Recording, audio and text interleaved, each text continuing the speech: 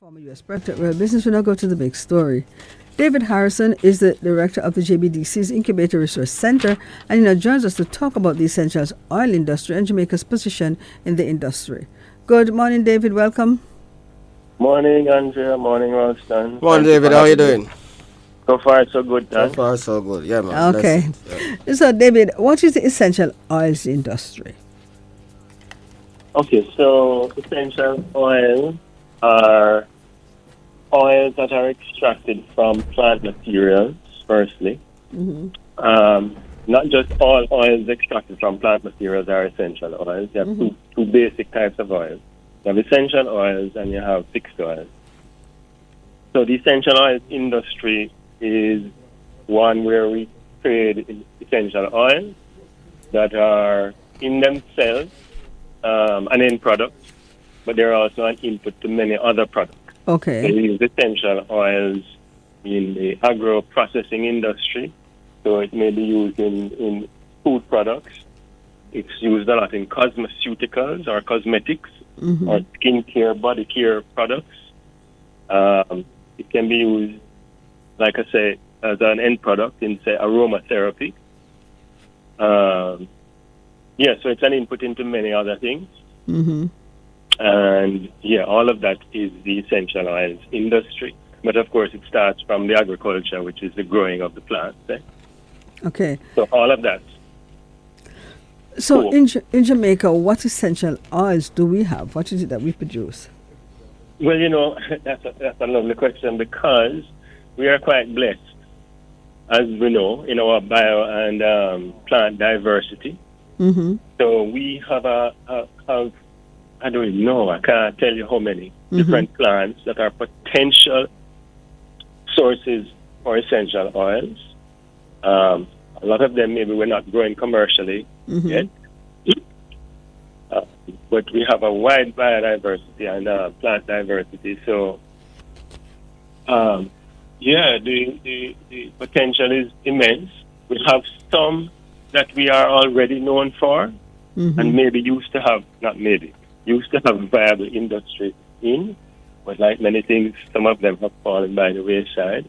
But two that quickly come to mind that everybody would probably know are pimento oil and ginger oil. We still export some pimento oil, but we can hardly produce enough ginger just for our normal local consumption, let alone for essential oils at this point. Okay. So, what about the fixed oils? That we do have those, right? We do produce those? Right. So fixed oils would be more. So essential oils typically have a high aroma or a smell. So if there's a plant that you brush against it and you get a smell off of it, it has an essential oil in it. Fixed oils that we are more familiar with would be coconut oil, castor oil, some olive oil, maybe. There are others that avocado oil with the fixed oil. So those are extracted using different methods than you would for essential oils. And typically have higher boiling points, so to speak. So they're good for cooking. They're good. Well, that's a whole debate you can have about cooking with them because sometimes cooking also changes the characteristics and some of the health benefits. But those are fixed oils. Okay. So, considering that, we have an idea of what fixed oils we have, the essential oils, you did say we believe that we do have essential oils in Jamaica. Well, how would we go about identifying and then capitalizing on the existence of these oils? Well, like I said, typically plants that have a natural odor to them, or if you brush them against them, or if you break the leaves, you get a strong, usually pleasant smell. They have essential oils. Essential oils vary in terms of what are the uses, depending on the particular oil. So some are just great fragrances. Some have health benefits. So, depends on what you're trying to achieve, but there's great potential across the whole thing. So even now, for example, I did mention the ginger already, but for example, ginger, we import ginger oil, Mm-hmm.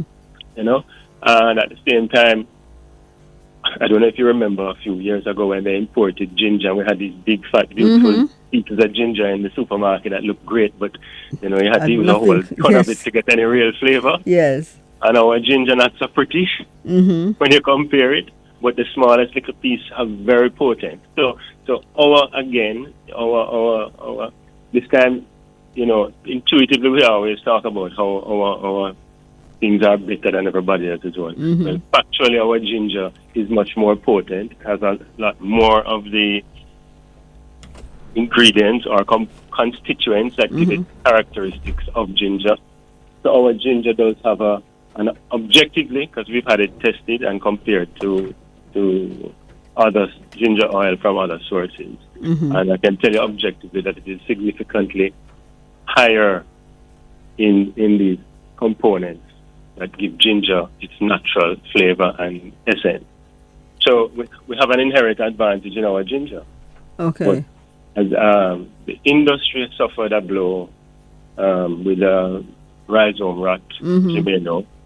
And so we're kind of rebuilding that industry. And so right now, ginger is expensive. Our local ginger is expensive. So it's a challenge in that regard.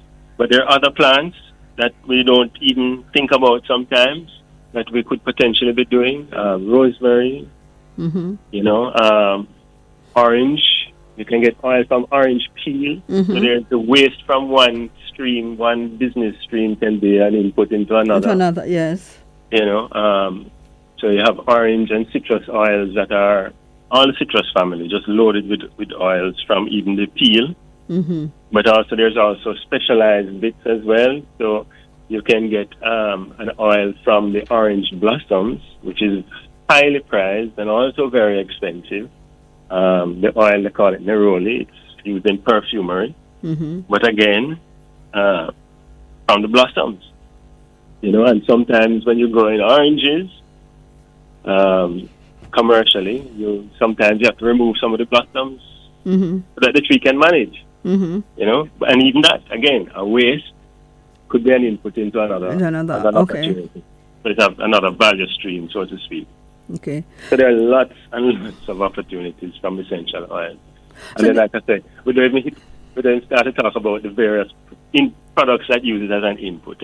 Okay. So, again, another area that you see booming in Jamaica. Look now, you see a lot of, and then you go in the pharmacy, you see a lot of hair care, skin care, body care products now that are locally produced.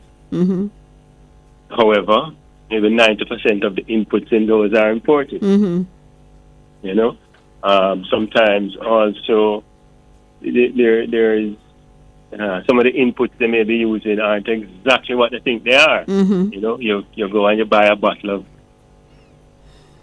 of imported essential oil, for example.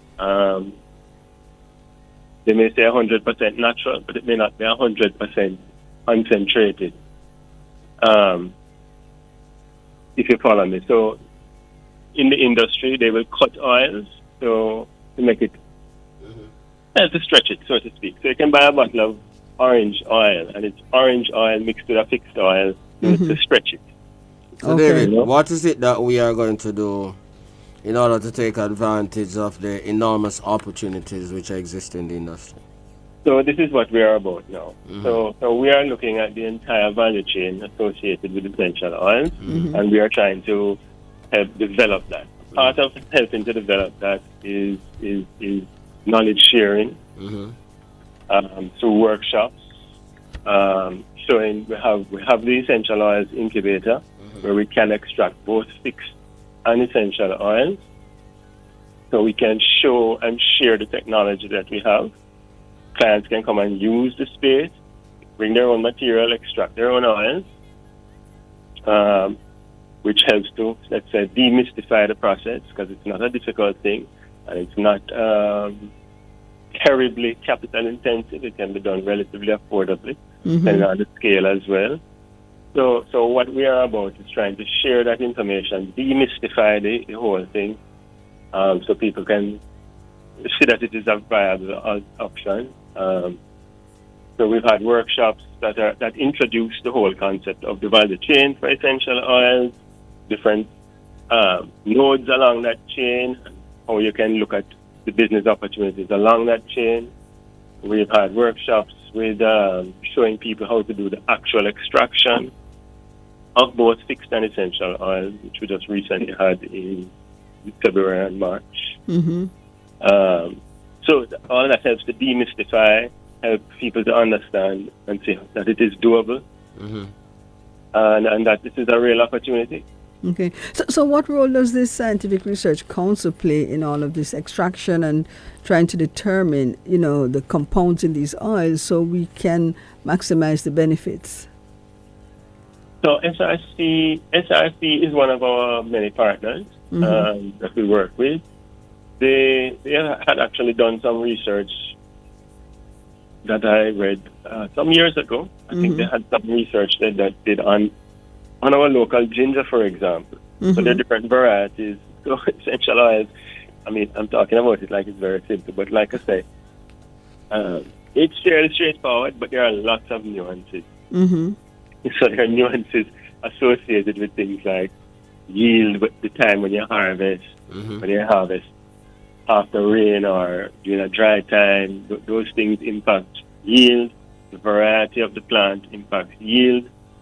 And so they have done studies, particularly that I remember, one that I remember very well that I read recently. It was the one on ginger and the various varieties of ginger we have locally and different geographic locations where it is grown. So all of these factors impact yield and so on. So there is a role for SRC, definitively. I know that they also do a lot of work with clients that are in the cosmeceutical space. Okay. The cosmetics and so on. So there's a role there. We also do work with other partners. For example, we're with Jacra, because Jacra is, as you know, the spices, and those spices also have oils. Of particular interest there with the ginger, turmeric, pimento, and nutmeg. So there's just a whole plethora of opportunities. So what are your targets on all of those things to take up? And we always hear about these opportunities, but we're not taking advantage of them. So what are your targets and all of that in order to take advantage of these opportunities? Having the opportunities or not taking advantage of them is a big problem to the country. Well, that's it right there. So like I said, something as simple as having these workshops. So I can tell you, for example, we did the introductory workshop, which, like I said, highlighted various opportunities along the value chain. Then when we had the follow-up workshop on the actual extraction, there were some participants who are back to learn more. So we have examples of clients who have moved towards some of these opportunities at different stages. We have clients, for example, who have come and used our facility to extract oils that they have used in their cosmeceutical products. Instead of importing. For example, we have a client who has already invested in acreage and planted out pimento, and invested in equipment to start his own extraction. Not quite there yet, but just to say that these things take time and people are moving. Okay. There's a client we have who was also in our introductory workshop, who is in perfumery and doing some very interesting things. So we've seen clients that are converting and moving towards the opportunities. But, these things take time, as you can imagine. Okay. Especially when you're working with plant material that you have to build out. So we have other workshops that we need to do. Not just those introductory levels, some more demystifying, some more showing persons the commercial viability in growing some of the the crops, things so they can see that, well, okay, it's going to cost me X amount to farm per acre, and This I is can the expect to return get on so much that. material and exactly the return on that investment. And then they don't necessarily have to be the one to go into the oil. They just need to know that there's somebody who wants that material to extract oil from it, and so on and so forth down the chain. Okay. Okay. So that's what we're trying to do, and we're seeing it happen. So from that sense, it's rewarding. But Slowly. exactly, it takes time. All right. But it's good stuff. It's really good stuff, and there are lots of, like I said, opportunities. So we'll continue to stand at the mountaintop and shout out so people can hear. Yes. And this is a great opportunity to do just that. So we appreciate this opportunity. Thanks. Yes, it was our pleasure. David. Thank you very much, David. Thank you both very much.